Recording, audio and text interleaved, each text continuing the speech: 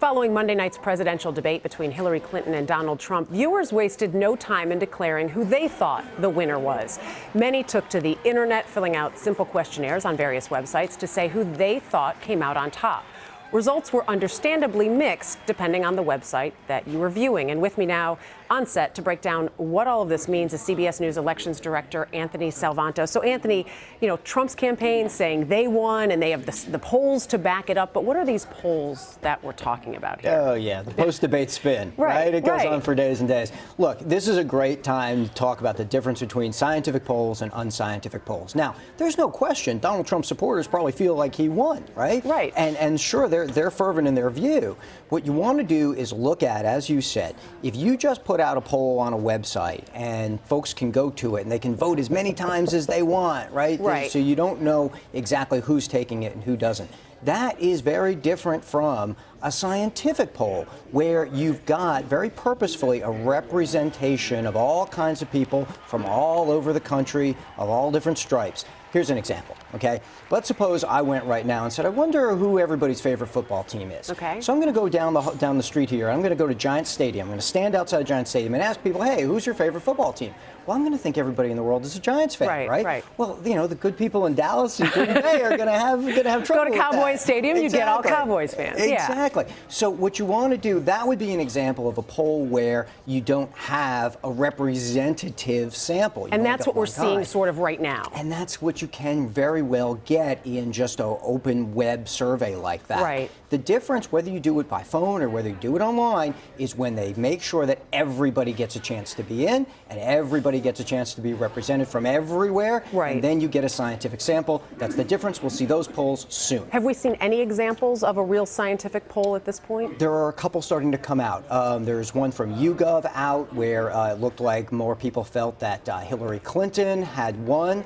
But of course, you break that down by partisanship, and there's big differences. But that's where you got, I've seen a couple of others where, again, you have something that represents the whole country. Yeah, and we were talking about how the spin, it's not just that debate moment, it's the few days after and some of the spin and what people are taking in. So when do we start seeing more of the scientific results, like, has this actually had an impact? Are voters changing their mind? Yeah, and see, that's exactly the right measure. It's not just who you think won, because you don't elect a president based on who won the debate. You elect them based on who gets the most votes. Right. So it's those polls where you start seeing the horse race, the total national vote, and those take a couple of days. I would suspect that you'll see some maybe Friday, certainly by early next week, if you haven't, they're starting to trickle out already, and that's where you see if it's had an impact. What I suspect will happen is that each of their supporters will think they won and become firmer in their support, which is actually something Hillary Clinton needed to do anyway. Right. She needed that enthusiasm going into this,